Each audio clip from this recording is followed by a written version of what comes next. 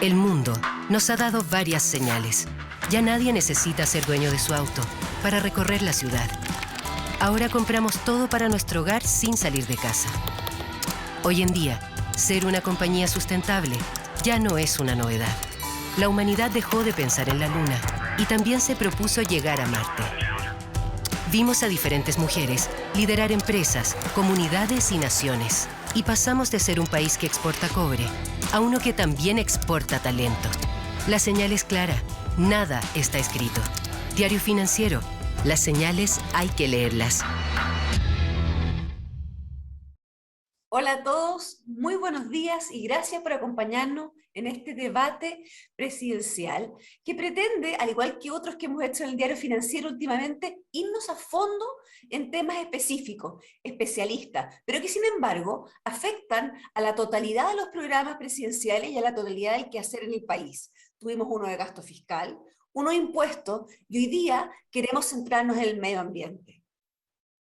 Una cosa muy interesante es que antes de empezar este debate estuvimos conversando entre los panelistas mientras nos chequeaban el audio y las cámaras, etcétera, y comentábamos que es importante enfocar este tema desde una mirada más allá del aislamiento del medio ambiente, sino que entrelazado con el área productiva, con muchas otras cosas de importancia para el país. Así que bienvenidos todos y gracias por acompañarnos. Le quiero agradecer muy especialmente a la Fundación Chile por su apoyo en este proyecto, por acompañarnos y ayudarnos en la realización de este debate de medio ambiente hoy. A todos ustedes que nos están mirando, les quiero contar que hay un hashtag, que es hashtag DebateDF, que pueden usar en todas las redes sociales para mandarnos preguntas, comentarios y participar activamente en este encuentro. También les quiero contar un poquito de la metodología para que ustedes entiendan cómo se va a desarrollar esto. Vamos a tener un primer bloque que va a estar liderado por la periodista y editora del Diario Financiero, Alejandra Rivera, que precisamente está a cargo de los temas de sustentabilidad, de cambio climático, de innovación. Ella va a abordar con los especialistas los temas de agua y mitigación, adaptación al cambio climático y una mirada a este acuerdo de Escazú que genera bastante polémica en diferentes áreas. Luego pasaremos a un segundo bloque que va a estar a cargo de la periodista, está ahí con nosotros, la veo, Karen Peña, sí, ahí está ya en pantalla. Hola Karen. En este segundo bloque, Karen, que es especialista en minería, en energía, va a abordar temas de inversiones y medio ambiente, la institucionalidad necesaria y los cambios que vienen, descarbonización y el siempre tema presente de los glaciares. Después de esos dos bloques donde ellas van a interrogar a los representantes de las candidaturas, viene un bloque sumamente interesante que lo hemos empezado a sumar, donde los candidatos, donde los representantes, perdón, se preguntan entre ellos sobre temas que son propios de sus programas o de sus miradas del tema medioambiental. Así que con eso, en el fondo, dejo cerrado este espacio. Les recuerdo a todos que si por alguna razón no puede seguir viéndolo, esto va a estar grabado en el sitio del Diario Financiero y lo pueden compartir ampliamente después entre sus cercanos. Quiero presentarles ahora, que van a unirme en pantalla, a Pedro Glatz, que es el representante del candidato Gabriel Boric. Muy bienvenido, Pedro, a este lugar. Macarena González, que representa a José Antonio Cast. Hola, Macarena.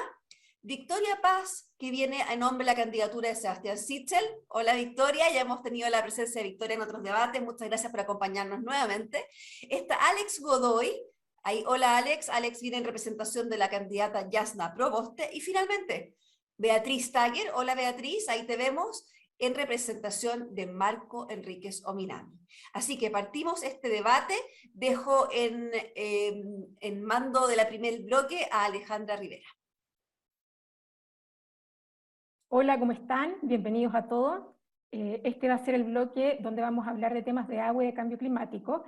Les recuerdo que a cada uno de ustedes le voy a hacer una pregunta y vamos a tener 3 minutos con cada uno para que establezcamos una conversación. La primera persona a la que vamos a preguntar es Pedro Glatz. Él es asesor de Gabriel Boric. Pedro, ¿qué tal? Ustedes tienen un programa bastante amplio en lo que es cambio climático, con medidas de adaptación, de mitigación, una propuesta también de soluciones de ciencia y tecnología para combatir el cambio climático, pero quería saber cómo van a compatibilizar todo este programa medioambiental con el crecimiento económico, pensando que el próximo año Chile tiene una proyección de PIB de 2,2%. Hola Alejandra, y hola a todos y a todas quienes nos están escuchando. Es un gusto poder estar aquí conversando de estos temas tan importantes y representando una candidatura que quiere evidentemente ser la voz de no solo todos los chilenos, sino que también de aquellos que se han estado movilizando y trabajando por tener un sistema que proteja muchísimo más nuestros ecosistemas. Lo que tú mencionas es fundamental y yo creo que se puede observar desde múltiples perspectivas. La primera es que nosotros entendemos que la reactivación que debe urgentemente realizarse en términos económicos dentro de Chile no puede dejarse bajo criterios tradicionales de aquello de lo que algunos, incluyendo este gobierno, han llamado como desarrollo sustentable. ¿Qué significa esto? Más laxitud para normas medioambientales. Muy por el contrario, lo que nosotros queremos es desarrollar efectivamente una reactivación económica ambiciosa, pero que apunte a facilitar el trabajo, por ejemplo, de las pequeñas y medianas empresas. ¿Cómo vamos a hacer esto? Con múltiples y ambiciosas medidas. En primer lugar, dejar de lado estas soluciones únicamente basadas en tecnología muy avanzada, sino que entender que también hay algo que se llama soluciones basadas en la naturaleza, que tenemos que poner como la base de nuestra propuesta de reactivación transformadora. Y ahí hay un sinnúmero de iniciativas como por ejemplo restauración de ciclo hidrológico, también mucho de conservación, recuperación de suelos, programas masivos de instalación de generación residencial solar, entre muchas otras áreas que nosotros queremos trabajar. Y obviamente, en segundo lugar, más allá de la reactivación que es el problema más urgente que el eventual candidato y presidente Gabriel Boric, esperamos, tenga que hacer frente, hay también un problema con respecto a la productividad y con respecto a qué tipo de industria nosotros estamos facilitando para que exista en nuestro país. Y ahí nosotros tenemos también una propuesta muy ambiciosa de que apunte a complejizar la matriz productiva y a intentar otorgar muchísimo más valor a lo producido en Chile y no quedarnos en las industrias tradicionales que han sostenido nuestra economía históricamente. En el tema de adaptación al cambio climático, bueno, uno de los temas centrales ahí es el agua, y ustedes proponen un fondo soberano de adaptación al cambio climático. Quisiera saber cómo lo van a financiar y en qué lo utilizarán. Sí, efectivamente, este es un trabajo que nosotros, de hecho, desde la bancada del Frente Amplio estuvimos haciendo el año que se iba a organizar la COP en Chile.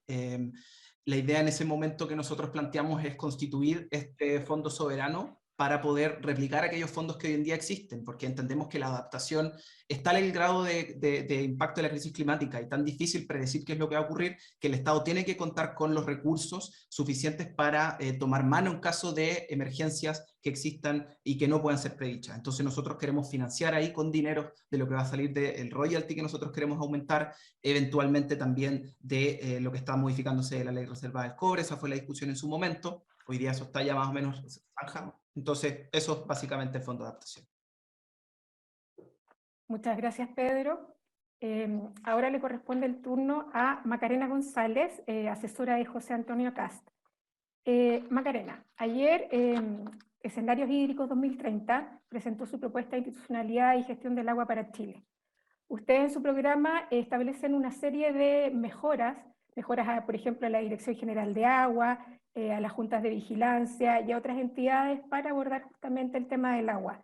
En este sentido, quisiera saber cómo ustedes, solo con mejoras, pretenden enfrentar la crisis hídrica, que por lo demás tiene al 80% de las cuencas sobreexplotadas en el país.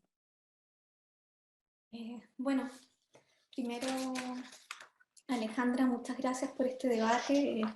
Estoy feliz de que podamos conversar estos temas y que el diario financiero de esta instancia.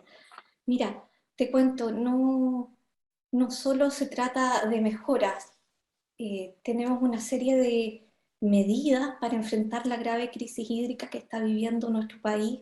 Esto tiene que enfrentarse con una diversificación, son problemas súper complejos. Hay que ver el tema del código de agua, el tema de la gobernanza. Nosotros estamos por sacar pronto la superintendencia de agua y implementar una serie de apoyo a la diversificación de las fuentes de agua y el almacenamiento de agua. Estamos hablando de riego tecnificado, que es algo que se puede hacer rápido, porque hay otros proyectos que son mucho más grandes y que van a tomar mucho más tiempo. En cambio, la tecnificación y la eficiencia en el uso del recurso es algo que se puede aplicar rápidamente. También ver el tema de embalses. Necesitamos embalses, tenemos un déficit de embalses enormes en nuestro país. Ver nuevas tecnologías, como nosotros como en todo Chile tenemos una geografía con muchas cuencas hidrográficas en las que podemos almacenar agua en cuencas subterráneas, evitando el problema de la evaporación. Tenemos el tema del invierno altiplánico, a través del cual nosotros podríamos recolectar agua, como se hace, por ejemplo, en Perú. Tenemos Macarena, mucho. disculpa, lo que pasa es que te preguntaba el tema de la institucionalidad y gobernanza, porque de acuerdo a los expertos, el 44% de los problemas se podrían resolver con una mejor gestión. Entonces, mientras los expertos proponen mejorar o definitivamente instaurar una completa institucionalidad nueva, ustedes proponen solo medidas, y bueno, tú mencionabas ahí lo de la Subsecretaría de Recursos Hídricos que está ahora en el Congreso discutiéndose, pero tal vez no es suficiente. Y por otro lado, ustedes también proponen cerca de 200 medidas en todo el programa para abordar el cambio climático y la protección del medio ambiente. Y quería saber cómo van a financiar eso, porque por otro lado también van a rebajar impuestos y van a evaluar si aumentan o no el impuesto verde. Son dos preguntas en una. Bueno, a ver, vamos por partes. Con respecto a la subsecretaría, es una solución que se ha estado discutiendo por 2 años en el Congreso, que tiene bastante un acuerdo transversal, en el sentido de que en este momento hay muchas instituciones, muchos servicios, instituciones que tienen que ver con el agua, y esto agruparía a todas esas instituciones. Nosotros también proponemos. ¿Cuánto me queda? ¿Un minuto? Ya, vamos a la segunda pregunta. Tú me hablabas del cambio climático. Las medidas son en general propositivas y de regulación. Entonces, la idea es trabajar junto con los privados en esto. La idea es promover una responsabilidad social empresarial, ambiental, y que los privados también se fijen 3 objetivos, que son no solo el obtener utilidades, sino que también avanzar en responsabilidad social y en cuidado ambiental. Y la idea es promover esto y premiarlo. Entonces, muchas de las medidas que tenemos son a través de regulación. Por ponerte un ejemplo para cambio climático y de innovación y tecnología, por ejemplo, si ponemos paneles solares arriba de los embalses que hay en este momento, tú sabes que se evapora por lo menos un metro de agua al año en los embalses. Si ponemos paneles solares flotantes, vamos a evitar esa evaporación de agua y vamos a tener una solución espectacular. Entonces hay muchos temas de innovación que no cuestan tanto dinero y de apoyo a las empresas y a las pymes, que tienen que ver con regulación y no con inversiones. Muchas gracias, Macarena. Estamos en el tiempo. Después tendremos más tiempo para profundizar en temas de financiamiento. Ahora le corresponde el turno a Victoria Paz, asesora del candidato Sebastián Sichel. Victoria, ¿qué tal? Hola. En el programa, el candidato plantea como una de las medidas urgentes adherir al acuerdo de Escazú, a diferencia del gobierno Sebastián Piñera. Quisiera saber por qué él pone como urgencia firmar este acuerdo y por qué es necesario y qué normativas chilenas se deberían ajustar para cumplir este acuerdo. Efectivamente, estamos comprometidos con el acuerdo de Escazú. ¿Por qué? Porque está en el marco de lo que es nuestro programa de medio ambiente, nuestro compromiso, creencia absoluta en el cambio climático, en la incidencia humana en el cambio climático y por lo tanto en que las medidas de adaptación y mitigación son urgentes. Y eso nos implica tomar compromisos no solo nacionales, sino que también internacionales, comprometernos con la disminución del 1,5, o sea, de no llegar a más de 1,5 grados. Nosotros, te voy a mencionar muy rápido, pero en el fondo creemos que la mayor parte de las cosas que estamos proponiendo en el programa están dentro del Tratado de Escazú, y hay algunas y las que se dice que no están, creemos que la mayoría están bien abordadas. Habían temores, yo sé, de temas del impacto en la implementación de programas, en el impacto de ciertos, del tratado de la OIT respecto de comunidades indígenas, pero yo, de lo que conozco, de lo que hemos revisado en el programa, estamos convencidos que esos temas ya están bastante abordados. No tenemos que cambiar legislación. O sea, ¿no hay ninguna normativa nacional. entonces que se deba ajustar a raíz de Escazú? Según nuestra visión, la normativa que tenemos nos permite entrar a Escazú con el compromiso medioambiental, pero no es necesario llegar a cambios legislativos profundos.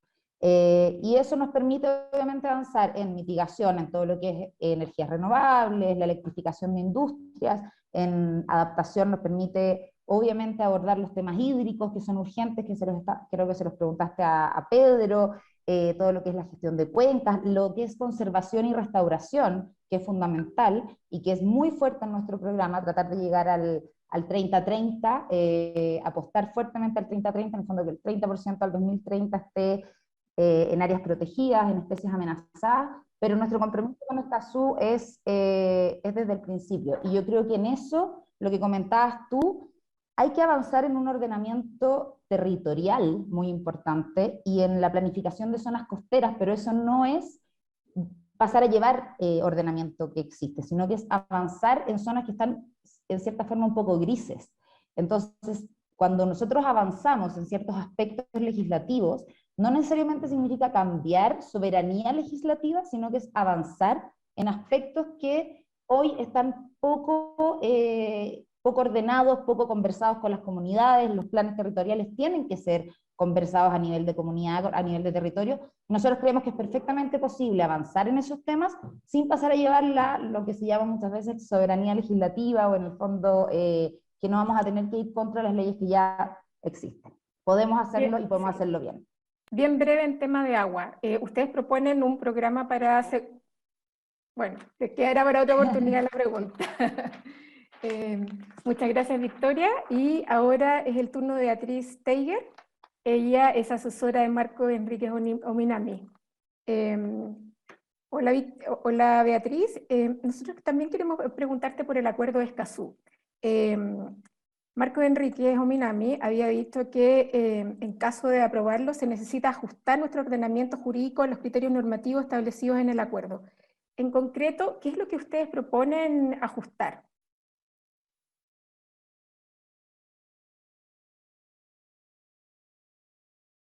Perdón.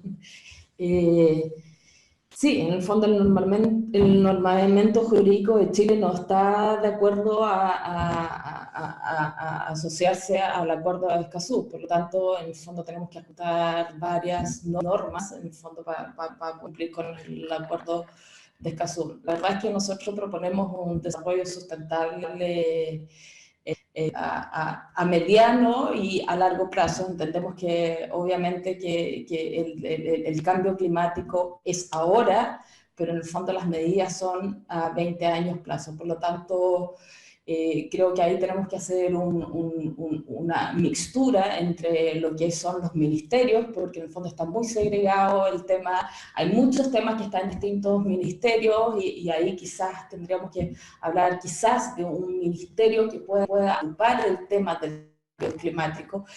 De forma, hemos propuesto quizás un ministerio que sea de territorio, medio ambiente y aguas. En el fondo ahí tendríamos que estudiarlo bien para poder impulsar un país que sea de carbono cero, en el fondo, de todas las empresas que sean con energía sustentable, cambios de matriz energética, cambios en las leyes sobre la minería, cambios sobre los temas de la ciudad. La verdad es que es bastante amplia la gama cuando uno habla de cambio climático, por lo tanto... Claro, pero el caso en el fondo se refiere estrictamente al acceso a la información, a la participación pública, la transparencia, sí.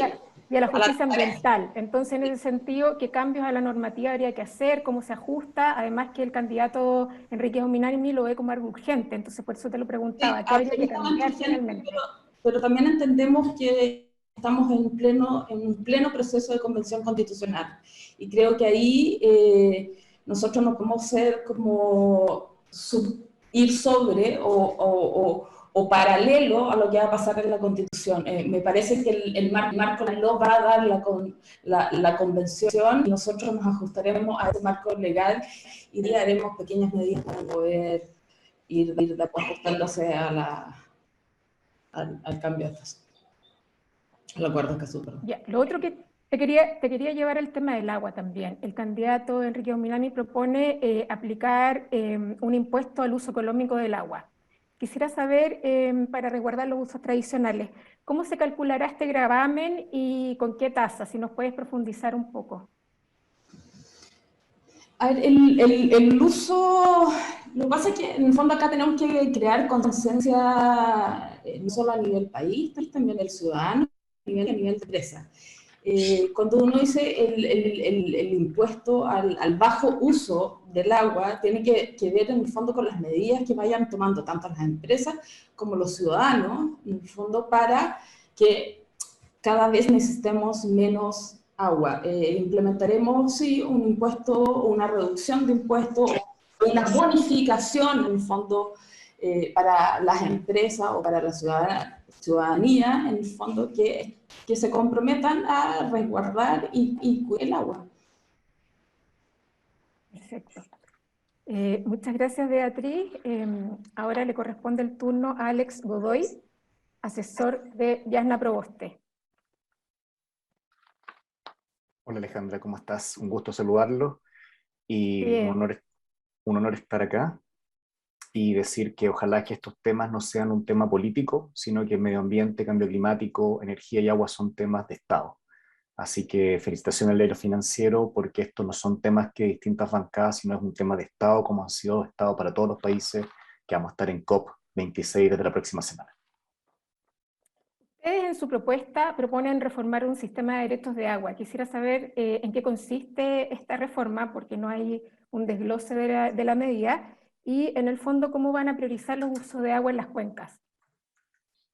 A ver, de lo que se habla en términos de derechos de agua en el programa de institucionalidad es revisar los cobros relativos a los derechos de agua. Recuerden que hasta el día de hoy existen muy pocos cantidad de derechos de agua que están, digamos, por no otorgar. La mayoría han sido otorgados. Y algunos, por ejemplo, lo que llevó al debate de escenarios hídricos, que te comento que yo participo en escenarios hídricos en el mismo proyecto, ¿ya? Lo que se busca entender es cómo el código con ciertos tipos de estructuras, por ejemplo, a perpetuidad, por ejemplo, derechos de aprovechamiento, se pueden repensar en términos de no hacer que se especule con estos recursos. En ese sentido, lo que se va a revisar son un poco los cobros relativos al no uso, con tal de desincentivar, por ejemplo, la especulación de precios y ojalá que puedan perfeccionarse ya sean mecanismos transaccionales como de mercado o por cada una de las cuencas. Y en ese contexto, por ejemplo, en términos, lo que muy en línea con lo que hace escenarios hídricos, comprender la configuración geográfica de cada cuenca, que son completamente distintas por cómo se encuentran distribuidas unidades de vigilancia, usuarios, asociación de canalistas, permitiría a cada cuenca encontrar su propio modelo de gobernanza y obviamente ver e instaurar, digamos, un mecanismo que permita, digamos, revisar ese tipo de cobro. Si tú lo miras así, tú lo que haces es en realidad empoderar localmente a cada una de esas cuencas, que es lo que siempre hemos hablado, gestión integral de cuencas. O sea, en el fondo nosotros no hemos conversado más allá de lo que se habla mucho y anecdóticamente se ha instalado. De hecho, te digo más, hace un mes atrás nosotros dirigimos una discusión dentro de la PEC en un conversatorio donde siempre se hablan de este tipo de temas. Entonces, más que decir de que, digamos, quitar derechos, eso no es tan así. Si tú lees bien el programa en el punto 6, institucionalidad de gobernanza, revisar esos cobros, atendiendo que la gestión local de cuencas, mediante una gestión integrada de cuencas, permita a los usuarios poder revisar ese contenido. ¿Y eventualmente consideran expropiar derechos de agua? Es que no. No, o sea, en el fondo acá la regulación es sumamente clara. Lo que pasa es que hoy día es una pregunta que es anacrónica, porque ese derecho está asociado a un derecho que está en la Constitución. Responderte esa pregunta sería especular cómo va a salir la Constitución. Hoy día el derecho de agua tiene la calidad de derecho de propiedad y ese derecho de propiedad está salvaguardada por la Constitución que hoy día se está discutiendo. Ahora, lo que salga de esa constitución va obviamente a condicionar el cómo tenemos que reconfigurar los derechos de agua. Por lo tanto, en el fondo expropiar no te puedo decir porque la constituyente no ha definido eso. Si nosotros jugamos con las mismas reglas, lo que hay que reformar es la reforma al código, un nuevo código de agua que permita visualizar el agua como un recurso compartido y bajo ese recurso compartido disminuir lo que se llaman, digamos, las fallas de mercado que ha llevado de repente a la especulación o, por ejemplo, el sobreprecio, o que gente tenga derechos de agua sin tener agua física, o al revés, gente que requiere agua pero no puede acceder al derecho por torno a precio. Por lo tanto, esa pregunta no la podemos responder hasta que no tengamos la certidumbre de qué va a pasar en la constituyente. Muchas gracias, Alex, y muchas gracias a todos por responder este bloque.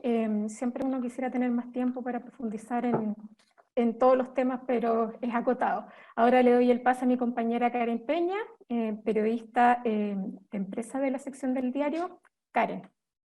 Muchas gracias, Alejandra. Bueno, bienvenido al segundo bloque, que tiene como objetivo abordar los temas de transición energética, pero también el tema de institucionalidad ambiental, perdón. Para eso vamos a comenzar con Pedro Glass, asesor del candidato Gabriel Boric. Pedro, ¿cómo estás? Buenos días. Quería comenzar preguntándote, porque en su programa ustedes apuestan por alcanzar la descarbonización lo antes posible. Dicen si es antes del 2025, mejor. ¿De qué depende para poder lograr ese objetivo? Y también te lo pregunto porque ustedes señalan que se requiere modificar sustancialmente la posición del Estado en esta materia.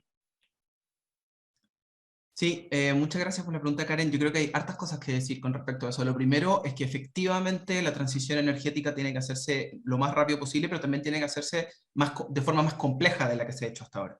Nosotros, por ejemplo, en nuestro equipo hemos estado analizando lo que se han hecho en procesos de descarbonización acompañados, por ejemplo, en el caso de Colombia o también en el caso de Reino Unido, donde tal vez se ha complejizado un poco más de lo que se ha hecho acá, que se ha pensado mucho en términos de la oferta, sino que también hay que pensar en cómo ajustamos la demanda, por ejemplo. Hay hoy en día tecnología y capacidad instalada en Chile como para poder pensar de qué manera también nosotros no tenemos únicamente que pensar en cómo generar mayor capacidad de generación y por ende el consumo, sino también cómo hacemos ese consumo de manera más armónica y mucho mejor coordinada y pensada.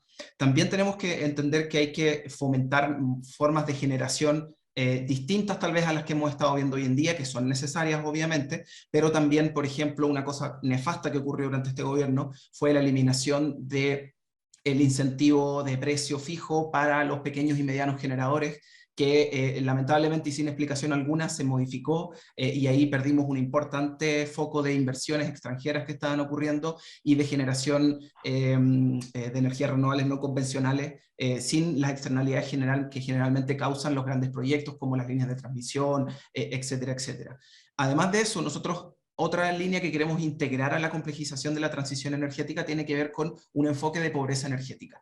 Dejar de ver esto como un tema únicamente de limpiar la matriz, sino que tenemos que hacer una transición justa. Tenemos que hacer frente al hecho de que decenas de miles de compatriotas viven cada invierno con frío, viven con altos costos de energía y todo esto son problemas que redundan en hacer más difícil la transición energética porque tenemos que generar mucho más a mayor costo, mayor inversión, mayor impacto ambiental. Entonces tenemos que empezar a complejizar la visión de la transición y estamos convencidos de que una vez que se inicie ese proceso, nosotros vamos a poder tener una discusión muchísimo más ambiciosa de la que hemos tenido hasta ahora en términos de plazos. Obviamente, mantener la idea de cerrar las termoeléctricas a carbón y finalizar con la zona de sacrificio lo antes posible, pero principalmente, como digo, complejizar la visión y entenderla con una perspectiva de transición justa. Mencionaba el tema de acelerar los plazos. Ustedes también mencionan el tema de acelerar los plazos administrativos y regulatorios del proceso a las horas de transmisión, pero también haciéndolo siempre contando con la participación de la ciudadanía. ¿Cómo van a poder conciliar esos requerimientos del sistema con la voluntad de las comunidades? Porque también ustedes mencionan que quieren acelerar la construcción y ejecución de Quimalo Aguirre, que es una megalínea que va a unir Antofagasta y Santiago y que ya en el fondo está causando polémica. Sí, mira, aquí yo creo que la medida principal que nosotros estamos planteando, o las dos medidas principales, son por un lado una ley de ordenamiento territorial, que por primera vez en la historia de Chile diga vamos a hacer un proceso real de ordenamiento masivo, no solamente a partir de instrumentos específicos comunales, regionales, intercomunales, sino que nos vamos a sentar a ver cómo organizamos el territorio y de esa forma vamos a poder armonizar la enorme cantidad de instrumentos de planificación territorial que existen, por ejemplo los planes regionales de ordenamiento territorial que nuestra candidatura apunta a la descentralización, consideramos que tienen que fortalecerse enormemente. Y en segundo lugar, hacernos cargo de la gran deuda que han dejado los últimos gobiernos que lo han intentado. Recordemos que en el gobierno de la presidenta Bachelet hubo una comisión asesora para ver la reforma al SEIA, y el gobierno del presidente Piñera presentó 2 proyectos. Nosotros vamos a hacer una reforma importante al SEIA, y en particular facilitando la participación de las comunidades para evitar estos conflictos que hoy en día están cada vez agudizándose, y en los que finalmente pierden todos. Pierden las comunidades y pierden también los inversores, que no tienen ninguna certeza de qué es lo que va a ocurrir. Perfecto. Muchas gracias, Pedro. Bueno, ahora vamos a Macarena González, que asesora al candidato José Antonio Kast. Hablando del tema de modernizar el CIA, como mencionaba Pedro, ustedes proponen directamente en su programa despolitizar la evaluación ambiental, especialmente en instancias como la Comisión de Evaluación, el Comité de Ministros. ¿Cómo se va a lograr esto y cómo se va a también unificar los permisos, que es algo que también ustedes mencionan en su programa? Sí, muchas gracias por la pregunta. Mira, la idea es establecer ciertos criterios mínimos, básicos, como país. O sea, por ejemplo, por ponerte un ejemplo, no permitir desaladoras ni puertos en áreas silvestres protegidas o en áreas marinas protegidas para el caso de los puertos. Eso podría ser un alineamiento estructural. O sea, tenemos ciertas cosas que como país no se van a permitir y otras que sí se van a permitir. Y eso, establecerlo, reglas claras, una vez en forma, digamos, política, como una política de gobierno o de Estado, porque estoy completamente de acuerdo en que el tema ambiental es técnico y tenemos que construirlo entre todos, y una vez establecidos estos criterios globales, entonces despolitizar el sistema, porque no puede pasar que en un gobierno, al parecer por influencia de una presidenta, un proyecto se rechace y después en otro gobierno, al parecer por influencia de un presidente, el proyecto se apruebe, y no puede pasar tampoco que un proyecto primero se rechace y después, sin que haya ningún cambio técnico de las razones por las cuales el proyecto fue rechazado, se pueda aprobar. Esas cosas no pueden pasar, y por eso tenemos que volver a tecnificar más el sistema de impacto ambiental, hacerlo más integral. Cuando hablamos de integralidad nos referimos a, por ejemplo, cuando tú vas a hacer un embalse, tú tienes que ver el área de influencia del embalse, tiene que ser mucho más amplia, tiene que llegar toda la cuenca del río y hasta la playa, porque hay muchos procesos ecosistémicos que tienen influencia en eso. Existen crecidas y naturales y muchas especies que dependen de eso. Existen lo que se llaman los sedimentos que llegan hasta las playas. Tú afectas toda la playa cuando tú retienes los sedimentos. Entonces, hasta ahora los embalses, por ejemplo, funcionan de acuerdo a las necesidades de la agricultura, pero tenemos que funcionar también de acuerdo a las necesidades de la biodiversidad del ecosistema. Entonces, cuando hablamos eso integral en el sentido del impacto social, de la participación, pero con reglas fijas y simplificando, no tan burocrático. Hay proyectos que no necesitan ingresar al sistema de impacto ambiental, por ejemplo, los proyectos de abatimiento de gases. Necesitamos muchos proyectos para los temas de agua y tenemos que tratar de acelerarlos, y para eso tenemos que simplificar el sistema. Karina, en esa... que quería decir, ¿sí? Dime, perdón. Sí, te quería preguntar a propósito del tema que mencionaba al último. Ustedes proponen una creación de un test de viabilidad técnico-económica, precisamente como para evitar el uso de recursos del Estado en evaluación ambiental de proyectos que no se van a ejecutar. ¿En qué consiste en concreto esta herramienta?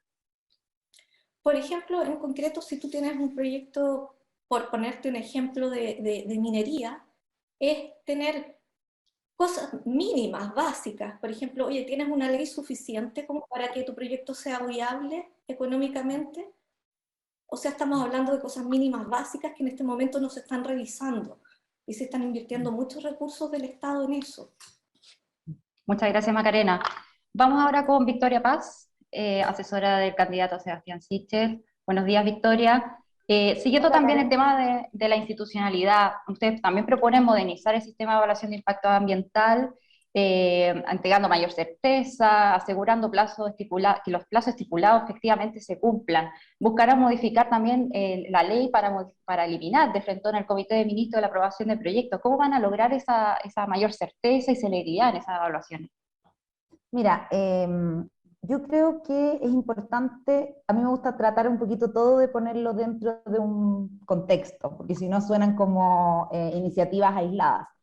¿Por qué es importante la evaluación de impacto ambiental? La evaluación de impacto ambiental es fundamental en todo lo que estamos hablando porque el medio ambiente al final aborda las industrias, aborda el territorio entero, aborda cualquier cosa que queramos, justo lo que hablábamos al principio, si uno lo pone en individual, no se entiende que es la condición base para todo lo que hacemos. Y en ese sentido, la evaluación de impacto ambiental creemos que es fundamental mejorarla, dar certezas. ¿Por qué dar certezas? Porque también, obviamente, es importante la inversión, el crecimiento, los proyectos tienen que llevarse a cabo, pero tienen que estar bien evaluados y ojalá saber lo más rápido posible si se van a poder hacer o no. Si tú tienes una buena regulación de planificación de zonas costeras, por ejemplo, tú sabes inmediatamente que no vas a poder hacer 2 puertos en la misma zona. Y eso en el fondo es un avance, te hace como, me imagino como sector privado también, saber de antemano que no vas a poder hacer ciertas cosas y no perder años, y también para las comunidades es una certeza de que no van a depender de una institución política. Por eso nosotros estamos pensando que es muy importante eliminar el Comité de Ministros de las decisiones medioambientales, generar una institución técnica que no tenga relación con el ciclo de gobierno, sino que sea separado en el fondo del ciclo gubernamental, y que esa institucionalidad se respete, se pronuncie, tenga decisiones claras y permita tanto a comunidades, a inversionistas y al sector general poder avanzar por certezas, poder avanzar. Por supuesto que esta institucionalidad no funciona en sí misma por sí sola, por eso creemos tan importante avanzar en todo lo que es ordenamiento territorial, en todo lo que es planificación de zonas costeras, en todo lo que es conservación y restauración. En el fondo, tú necesitas una institucionalidad fuera del ámbito político, pero esa institucionalidad también necesita leyes que sean muy claras, en las que ahora no tenemos delimitaciones tan claras. Cuando tú tienes una institucionalidad técnica y además tienes regulaciones que te dan certezas, ambas cosas pueden confluir, creemos, en una mejora tanto para el sector privado en saber qué se puede hacer y no, y con rapidez, y para las comunidades de que va a estar muy resguardado su derecho a un medio ambiente limpio, a un medio ambiente... nosotros además tenemos el compromiso con el fin de las zonas de sacrificio, y eso por supuesto también lleva a que necesites estas dos cosas de la mano, una institucionalidad firme con regulaciones firmes. Sí, otro tema, el tema de los glaciares. Ustedes proponen enviar un proyecto de ley sobre glaciares. Quería saber ahí, ¿no están de acuerdo con el proyecto que se tramitó en el Congreso? ¿Por qué se va a presentar un nuevo proyecto? Esto lo pregunto porque el gobierno de alguna manera ha mostrado su satisfacción, al menos con el proyecto que sí se discutió en el Congreso. Nosotros creemos que se puede avanzar en cosas que no están tan definidas. Pero sí, en todo caso queremos presentar una ley de glaciares porque creemos que hay espacios que quedaron no completamente abordados, pero no alcancé a contestarte. Gracias. Bueno, ahora vamos con Beatriz Teijer, asesora del candidato Marco Enrique Ominami. Aquí quería saber precisamente cuál es la propuesta. ¿Ustedes proponen una modernización al CIA? ¿Creen que es necesaria modificaciones y de qué alcance?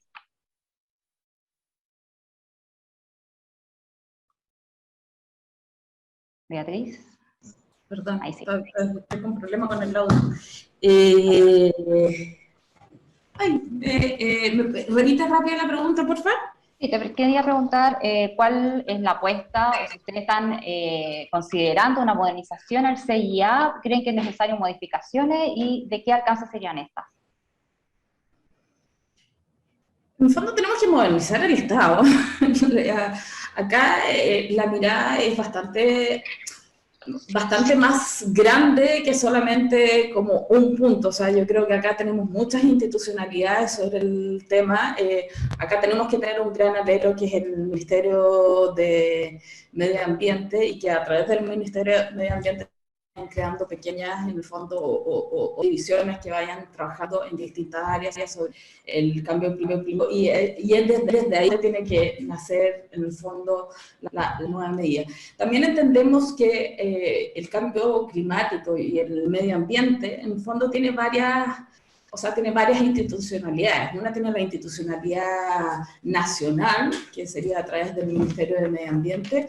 Después tiene la institucionalidad regional, que ahí nosotros creemos firmemente en las atribuciones que va a tener el gobernador, porque es el que va a entender mejor la zona, y atribuciones no solamente de poder cambiar leyes sobre las regiones donde estamos hablando, sino que también para impulsar proyectos y nuevas tecnologías. Y en el fondo a nivel local, que es a través con las comunidades, en el fondo con los municipios y con distintas entidades. Beatriz, ahí en ese sentido, ¿cómo considerarán una participación ciudadana efectiva en los procesos? Que algo que ustedes hacen fuerte énfasis en su programa. ¿Va a ser alguna herramienta adicional la que van a incorporar? ¿Cómo se va a asegurar esa participación? La participación ciudadana se queda a través de los gobiernos regionales. En el fondo, creo que tenemos la importancia muy fuerte de la misión del gobernador de cada región. Creo que eso va a depender del gobernador para que ponga de acuerdo a las municipalidades, para que trabajen con las comunidades. Para nosotros es sumamente importante, o sea, el cambio climático no es desde arriba, sino que tiene que ser desde arriba y hacia abajo. O sea, es una mezcla de conversación entre las autoridades nacionales, las autoridades regionales a través del gobernador, las autoridades locales y sobre todo lo que dice y opina la ciudadanía. Hoy en día no podemos seguir avanzando en encuestas de ningún tipo, y esto no solamente para el cambio climático, sino que en todos los ámbitos que no incluyan la participación ciudadana. Creo que hoy vivimos una crisis bastante grande el 18 de octubre para no tomar en cuenta lo que la ciudadanía está pidiendo. Por lo tanto, para nosotros la participación ciudadana será un ítem sumamente importante y lo concentraremos a través de los gobiernos regionales.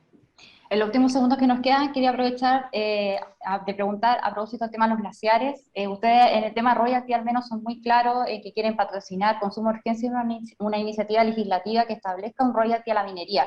¿Cuál es la posición frente a los glaciares? Bueno, los glaciares se tienen que proteger sí o sí, y eso es urgente. En el fondo, la minería, el royalty de la minería básicamente es para recaudar más fondos para algunos temas de país, pero algunos también para la protección del medio ambiente y sobre todo la protección, sobre todo el impacto que a lo largo del país, sobre todo en la zona norte, en los glaciares, es sumamente importante para el calentamiento global. Perfecto. Y además, no solamente el calentamiento global, sino que es nuestra acumulación de agua. O sea, la gran cantidad de agua que tenemos a nivel país, a nivel regional, están en los glaciares. Perfecto. Muchas gracias, Beatriz. Vamos ahora con Alex Godoy, asesor de la candidata Yasna Proboste. Alex, buenos días. Preguntarte, ustedes proponen modificaciones en el CGA en varios aspectos, desde una revisión de los ministros de los tribunales ambientales, de cómo es la designación, que sabemos que es bien caótica por lo general, también una eliminación del comité de ministros para despolitizar las decisiones. ¿Qué proponen, más allá obviamente de una eliminación? ¿Qué reemplazaría esta instancia? Gracias por la pregunta, Karen. Se escucha, ¿cierto? Estaba muteado. Sí, lo que pasa, bueno, esto es una discusión que no es solamente de parte de nuestra candidata y futura presidenta, sino que en un fondo siempre ha sido el mejoramiento continuo de la continuidad de lo que se ha hecho bien en el sistema de evaluación ambiental y reformar y darle una actualización a este servicio de evaluación de impacto ambiental, que en un fondo tiene que estar más acorde con la directriz que ha acordado nuestro país. Por ejemplo, te puedo contar que la misma OSD, grupo al cual nosotros pertenecemos, ya fomenta la participación ciudadana. Esto está en línea con otros articulados, por ejemplo, con el impulso de acuerdo de Escazú, que tiene que ver con acceso a información, con participación temprana, con regulación y con defensoría. con defensoría ambiental, por ejemplo, cuando existen asimetrías. Entonces, por ejemplo, cuando se formó el servicio, te lo recuerdo el año 2010, me acuerdo en febrero, ¿te acuerdas? De hecho fue un 14 de febrero o un 10 de febrero por ahí, cuando se formó, se introdujo al estilo OCDE, pero no se actualizó en términos del fortalecimiento de la participación ciudadana, cosa que ha sido un quebradero de cabeza durante mucho tiempo. Y eso sería darle un toque mucho más internacional, una participación ciudadana a nivel de bajada de empoderamiento territorial con los gobiernos regionales y obviamente con la participación de donde está la gente emplazada. Segundo, los espacios formalizados de esa participación para proyectos estratégicos. Proyectos estratégicos nos referimos, por ejemplo, cuando son proyectos de amplia envergadura, como los que han sido, por ejemplo, bastante controversiales a nivel nacional. Estamos hablando de fortalecer el sistema de evaluación, porque ahora estamos hablando de análisis de ciclo de vida, por ejemplo, de análisis de ecosistemas, impactos intermedios, análisis de ciclo de vida, y no como este cantinfleo de hablarlo, pero sin entender lo que es. Estamos hablando de impacto o osificación, cambio climático, y cómo eso contribuye, primero con las NDC, por ejemplo, que son las contribuciones nacionales determinadas, y cómo contribuye, por ejemplo, ese mismo servicio de evaluación de impacto ambiental y sistema productivo, cómo contribuye, por ejemplo, al cumplimiento de la exigencia de cambio climático para un país que es vulnerable en adaptación y que obviamente será jugado por una transición energética justa, amplia, para reducir la pobreza energética, basada en renovables, con hidrógeno verde, que son temas de mitigación. Eso significa fortalecer el servicio de evaluación ambiental para poder nivelar asimetrías entre proponentes de proyectos. Nosotros sabemos que hay asimetrías, lo han intentado distintas administraciones, Karen, no solamente esta, sino en un fondo muchas administraciones han tratado de hacer esto, la descentralización de y la instalación de capacidades tanto en municipios como gobiernos regionales para que puedan participar en ese proceso en la evaluación de proyectos. Y finalmente el Comité de Ministros, porque sabemos que es un instrumento más bien político y lamentablemente esto debiera migrar a ser cada vez más técnico. Pero ha respondido tu pregunta. Sí. Y siguiendo la propuesta, ¿cómo van a incluir la variable climática en el contexto del sistema de evaluación ambiental en concreto? ¿Cómo se incluye esta variable? Pero es simple. Primero, nosotros, el programa completo de nuestra candidata y futura presidenta tiene perspectiva de cambio climático. O sea, tú no puedes hablar aquí libremente de hacer obras de embalses si ni siquiera tienes, por ejemplo, un catastro de los mapas climáticos que han desarrollado los distintos fondos de áreas prioritarias financiados por el gobierno por ciencia y tecnología a través de los años, en que tenemos, por ejemplo, todos los mapas climáticos. Yo mismo participé en el desarrollo de riesgo climático ARCLIM, disculpa, en el cual tú puedes tener zonificación, tendencia a sequía, tendencias de excedencias a lluvia, lugares donde pueden existir inundaciones, y con esos mapas climáticos que ya están hechos, tú puedes perfectamente acoplarle la planificación territorial y saber dónde están las obras y cuáles van a ser las obras que van a ser vulnerables al cambio climático y dónde van a estar las mejores condiciones para darle seguridad a esos proyectos como a la ciudadanía. Y esa información existe y no hemos hecho los lesos no poder utilizarla. Y ahí está la variable de cambio climático y perspectiva para cada una de las regulaciones interconectadas con vivienda, con energía y con institucionalidad. Perfecto, Alex, muchas gracias. Bueno, con esto cerramos este segundo bloque y le doy paso a Marily para que continuemos con este debate.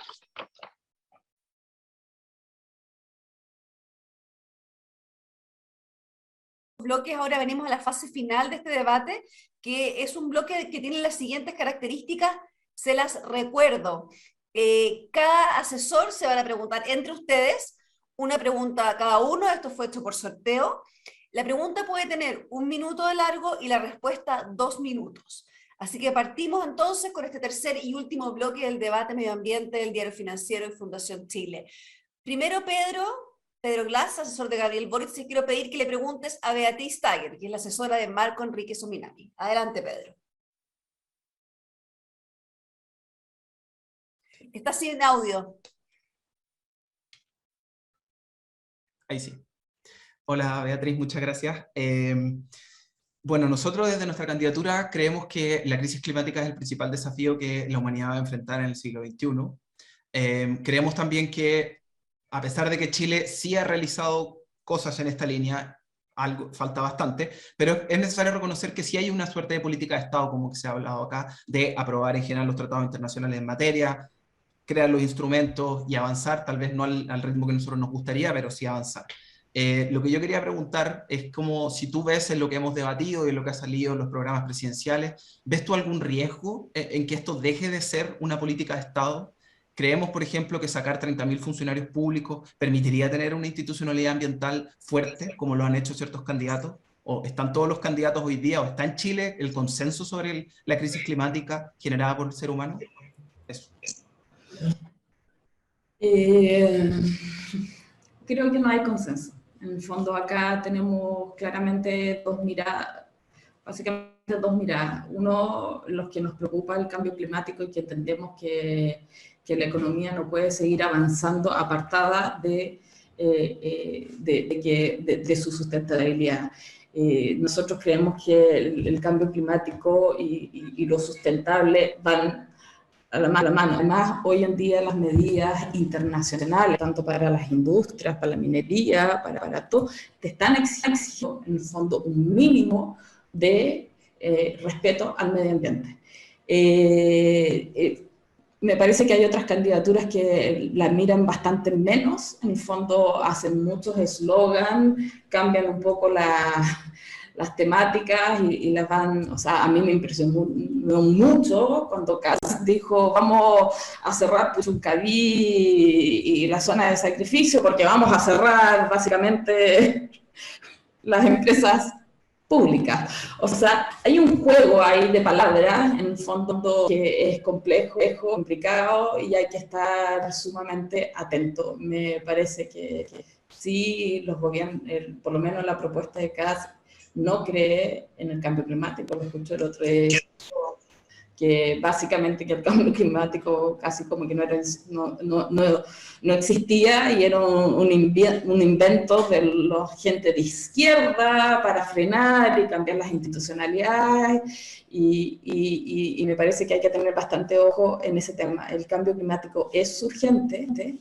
es ahora, en el fondo, y las medidas tienen que ser, y yo creo que es sumamente importante que los compromisos que se tomen desde las candidaturas presidenciales se exijan desde ahí, en el fondo, que se cumplan. En el fondo, no podemos seguir avanzando como país si es que no hacemos un cambio en nuestras medidas medioambientales. Es sumamente importante, necesario, y creemos firmemente. Muchas gracias, Beatriz y Pedro, por esta primera intercambio de preguntas. Ahora nos toca justamente Macarena González, asesora José Antonio Kass, que le pregunta a Alex Godoy, asesor de Yasna Proboste.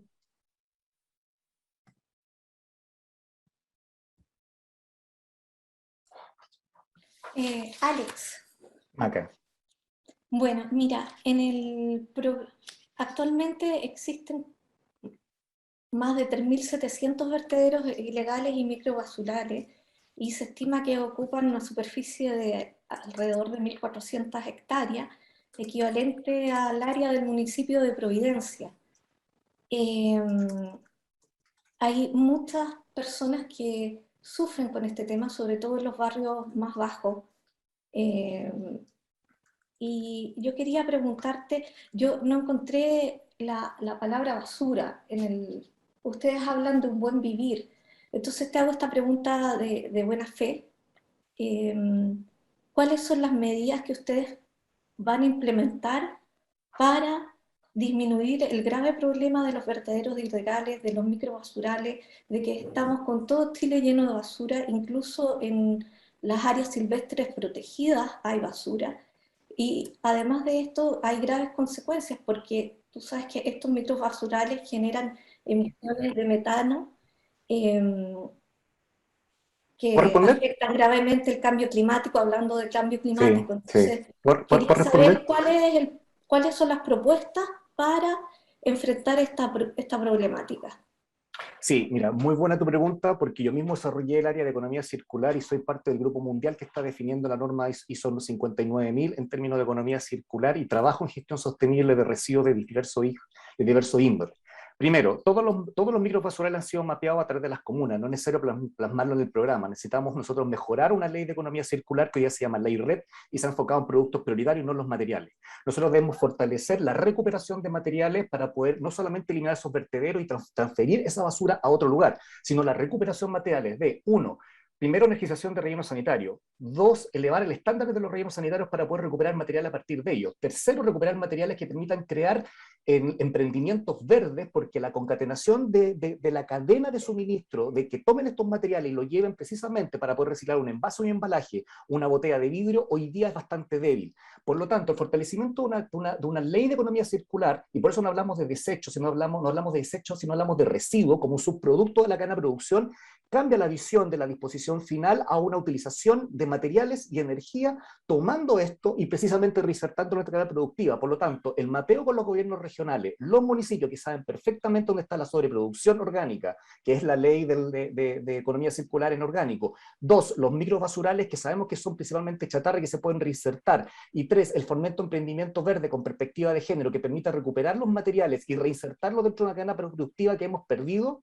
Vamos a poder reducir este concepto de basura y de disposición final para poder circularizar lo que se llaman los flujos de materiales y obviamente hacer de que Chile no se convierta en un vertedero final de productos que vienen importados acá, sino que crear toda una industria manufacturera de transferencia tecnológica apoyada, por ejemplo, por Corfo, que está en instrumentos, si tú lo lees un poco más de Corfo, sale este tipo de emprendimiento y donde nosotros hablamos de economía circular y por eso que no hablamos de simplemente sacar el basural, sino que hablamos de una ley mucho más integral, interconectada con vivienda, con desarrollo local, con planificación territorial para la recuperación y circularización de flujos materiales como es Kalundborg, por ejemplo, en Dinamarca, o es Symbiosis en otro tipo como en Suecia. Alex, pero todo lo que tú me mencionas, yo lo encuentro espectacular, pero esas son medidas para el futuro, o sea, para los residuos que se van a generar, de cómo lo tratamos. Entonces, lo acabo de responder. El responder. problema de los pasivos actuales. Los pasivos actuales dependen precisamente de la gobernanza local y por lo tanto ya tenemos gobiernos locales, como por ejemplo lo es el gobernador Orrego, ¿ya? Que precisamente te permite a ti articular 52 municipios, por ejemplo, de la región metropolitana, o como es, por ejemplo, el Gran Biobío, y precisamente hacer un actuar articulado que hoy día no ha existido. Y es uno de los grandes problemas y desafíos que tienen en términos municipales. Muchas gracias, Alex. Muchas gracias, Macarena. No da para más el tema, pero de todas maneras tenemos que seguir con las preguntas. Ahora le toca a Victoria Paz, asesora de Sebastián Sichel, que le va a preguntar a Pedro Glatz, asesor de Gabriel Boric. Adelante, Victoria. Hola, Pedro. Tengo dos preguntas súper cortitas y concretas y son respecto a impuestos. Nosotros tenemos considerado en nuestro programa un impuesto verde, pero estamos pensando en llegar aproximadamente a 800 millones de dólares de recaudación en el corto plazo porque queremos ir aumentando en 10 años todo lo que es como el impuesto al carbono para que sea gradual y lo vayamos trabajando con las industrias. Y por otra parte tenemos un impuesto al royalty o un impuesto a la minería que en el fondo es muy importante y creemos que sea sobre el margen. Ustedes a su vez comparten lo de los impuestos verdes, que creo que es muy bueno porque Chile los tiene muy bajos, pero plantean un punto del PIB en impuestos verdes, que asumamos que un punto del PIB son 3.000 millones de dólares, y en royalty a la minería plantean recaudar 2 puntos del PIB, que asumamos que son 6.000 millones de dólares. Si me puedes contar un poco de los plazos de implementación, cómo se desarrollan, los dos temas en el fondo que son como de impuestos a industria y minería, y impuestos verdes. Muchas gracias, Victoria, por la pregunta. Yo no soy del equipo tributario, pero voy a intentar hacer lo mejor posible para poder responder. Yo creo que lo primero que mencionar es que nuestra propuesta tributaria es bastante ambiciosa, sí, pero hay que recordar que nosotros desde el primer día hemos comentado que esto va a ser un proceso de transición. El total de la recaudación que nosotros estamos planteando la estamos proyectando a 2 gobiernos, es decir, 8 años plazo, para que efectivamente alcancemos una carga tributaria a lo que es el nivel de los países OCDE que nos gusta compararnos y poder construir efectivamente el Estado garante de derechos sociales que las grandes mayorías de este país han estado movilizándose y en particular después del 18 de octubre. Entrando en materia con respecto a los impuestos verdes, efectivamente hoy día tenemos un impuesto verde al carbono que es muy bajo, de $5, es decir, un sexto aproximadamente de lo que el Banco Mundial en su último informe con respecto a la materia planteó, y no solo eso, sino que también con respecto al mismo costo social que estableció el Ministerio de Desarrollo Social, que me imagino que tu candidato maneja, pero lamentablemente no tuvo la capacidad política de poder hacer que este se cumpliera y se exigiera en los procesos de evaluación de la inversión pública, ya que ese hoy día está ahí durmiendo en los veladores o los escritorios de los burócratas del ministerio en cuestión. En ese sentido, nosotros queremos ir paulatinamente avanzando a un impuesto que alcance al menos los $40, y con respecto al royalty, yo creo que es relevante como no entender que el royalty no entra dentro de lo que nosotros consideramos los impuestos verdes, porque tiene otra característica. De hecho, lo que nosotros vamos a hacer no es directamente un impuesto, es un royalty. es una característica jurídica distinta.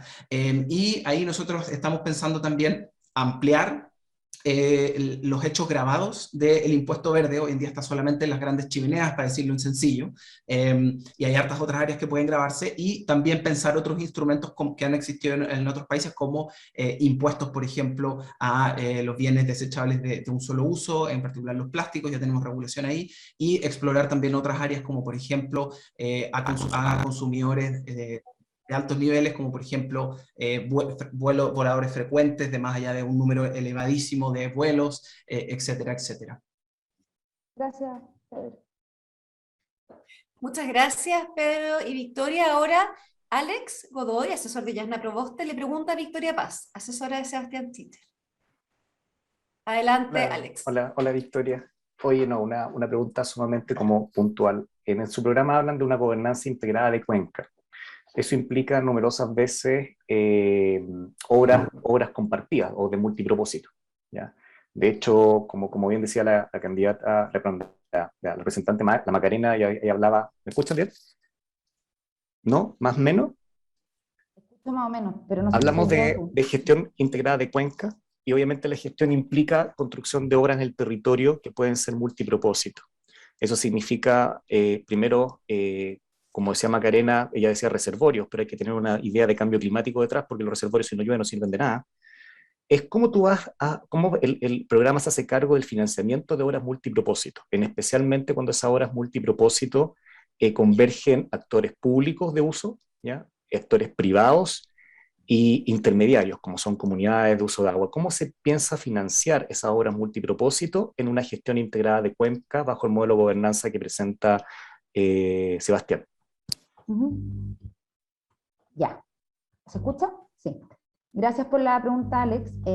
Efectivamente, yo creo que primero destacar que el tema de agua está dentro de nuestro macro convencimiento de que el cambio climático existe, y que hay cosas que están pegando muy duro, especialmente en las comunidades, como es la gestión hídrica. Y en eso, partir en que lo que me preguntas tú de la gestión de cuencas está en ese ámbito, en seguridad hídrica, en asegurar como fundamental el agua potable de consumo humano, en gestionar la cuenca, en invertir en infraestructura, y dentro de eso están los usos productivos.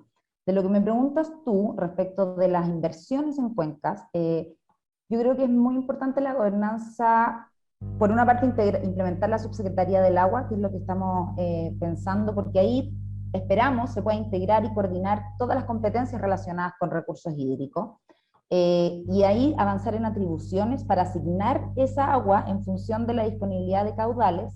Estamos pensando en una inversión, nosotros hemos dicho, de aproximadamente 5.500 millones de dólares, que tiene que ser con participación público-privada, con distintos mecanismos, con inversión en infraestructura desde el sector público, con algún quizá método de inversión privada que hay que desarrollar, con obviamente asesoría internacional, y ojalá con las comunidades dándoles mucha incidencia en lo que es la planificación de esas inversiones que tienen que hacer en la gestión de cuencas.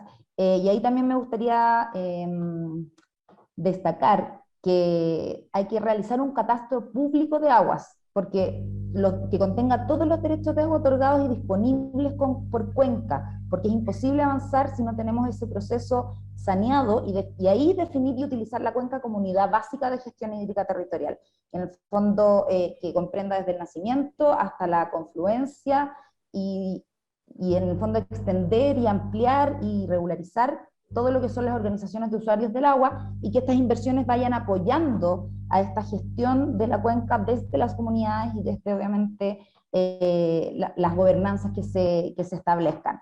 En eso yo creo que hay concordancia al menos. Obviamente lo vimos el otro día, hay distintas formas en que se financia, pero nosotros creemos en un financiamiento público-privado y estimamos que el mínimo es 5.500 millones de dólares en un proceso de 4 años. Gracias, Victoria. Y de acuerdo con el catastro, muy buena. Muchas gracias, Victoria y Alex, por esta pregunta. Ahora vamos a la última de este bloque, que le corresponde hacerla a Beatriz Tiger, asesora de Marco Enrique Ominamis, y le va a preguntar a Macarena González, que es asesora de José Antonio Cast. Adelante, Beatriz. Hola Macarena, yo leyendo un poco la propuesta de caso sobre el tema del cambio climático, tengo varias dudas, pero hay una que me llama mucho la atención. En el fondo, cuando se habla de la flora y fauna que tiene que pagar por su derecho a existir, en el fondo, y que se da a abandonar las vidas prohibicionistas guiadas por las instituciones como el SAC. En el fondo, cómo esto se adapta, en el fondo, a las materias del cambio climático. O sea, cuando estamos hablando de una biodiversidad que estamos tratando de proteger y que existe por millones de años, en el fondo no logro entender ese ítem. Y me gustaría que me lo explicara de qué se trata. Bueno, muchas gracias Beatriz por la pregunta. Lo primero, que dejarte claro que nosotros estamos preocupados del cambio climático, que tenemos de hecho, nuestra intención es implementar una política de adaptación al cambio climático, ya con una gestión del recurso hídrico, con el tema de avanzar en las energías renovables, acelerar la descarbonización, preocuparnos de algo que no se ha mencionado, que es el tema grave de los incendios forestales, que han aumentado como un 240%, la contaminación atmosférica. También vamos a ver el tema del impuesto verde. Estamos totalmente de acuerdo con lo que se ha mencionado acá del catastro, de las cuencas hidrogeográficas y de tener información en línea. Y bueno, con respecto, y también con algo súper importante que es una ley de responsabilidad ambiental, porque esto es tema de todos, desde la vida diaria de nosotros como individuos, de las empresas y del gobierno. O sea, todos aquí tenemos que tener una responsabilidad en temas ambientales. Ahora, lo que tú mencionas eso está dentro del contexto de agricultura, ¿ya? Bueno, antes, primero, el derecho de existir, en el fondo, para ustedes. yo te voy a explicar, lo que se refiere es a cuando esto está dentro del contexto de agricultura, primero que nada, y se refiere a que cuando tú necesitas proteger una especie, por ejemplo, el bosque nativo, el dueño del predio necesita, por ejemplo, tener alguna herramienta, ponte tú un plan de manejo. Cuando tú tienes una especie amenazada, como el loro choroy, que está en peligro, y el SAC dice, oye, aquí tenemos que proteger el loro, y déjame terminar, no lo puedes cazar, y tienes un campo de trigo, y llegan las bandadas de loro y le comen todo el trigo al agricultor. Tú tienes que darle ¿Cuáles son para ustedes las medidas prohibicionistas? Nos referimos a que tiene que ver una opción de financiamiento para que se pueda proteger la biodiversidad. Medidas prohibicionistas que dicen ustedes que interrumpen las instituciones como el SAC. ¿Perdón? Las medidas prohibicionistas que son promovidas por el SAC. ¿Cuáles son para ustedes? Por ejemplo, cuando se prohíbe solamente, tú prohíbes, por ejemplo, cazar el loro y dejas al agricultor con el problema. Entonces la idea es atacar el problema de forma integral, prohibir cazar el loro choroy, pero a la vez darle una opción al agricultor para que pueda seguir subsistiendo. Ese es el concepto. No es evitar la prohibición, sino que no solo hacer la prohibición, sino que acompañarla de un apoyo social. Ahí estamos ya con el tiempo. En honor a la promesa que hicimos de mantener esto dentro de una hora, vamos a dar por finalizado este debate. Quiero agradecerles a todos, porque creo que han salido muchísimos temas que vamos a tener que profundizar en otras instancias, pero creo que tenemos un panorama de temas sobre el cual trabajar ya a nivel periodístico, y esperamos que las audiencias esto haya clarificado si tienen alguna duda con respecto a su voto. Les quiero contar a todos que esta grabación va a estar prontamente en el sitio del DF, del Diario Financiero, por si la quieren compartir, y agradecerles una vez más a Fundación Chile, a Alejandra Rivera y Karen Peña, mis compañeras, y a nuestros 5 panelistas del día de hoy. Muchas gracias a todos y que tengan un excelente fin de semana. Gracias. Gracias. Chao. Muchas gracias. Un medio que orienta es un medio que informa y analiza.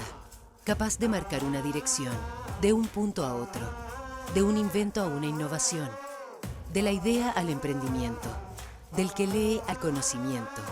Porque lo importante para llegar a un objetivo es tener el medio para lograrlo. Donde lo lees importa. DF, 33 años leyendo las señales de los mercados y empresas. Cambio climático, pensiones, tax, fintech, empresas multilatinas y todo lo que nos conecta.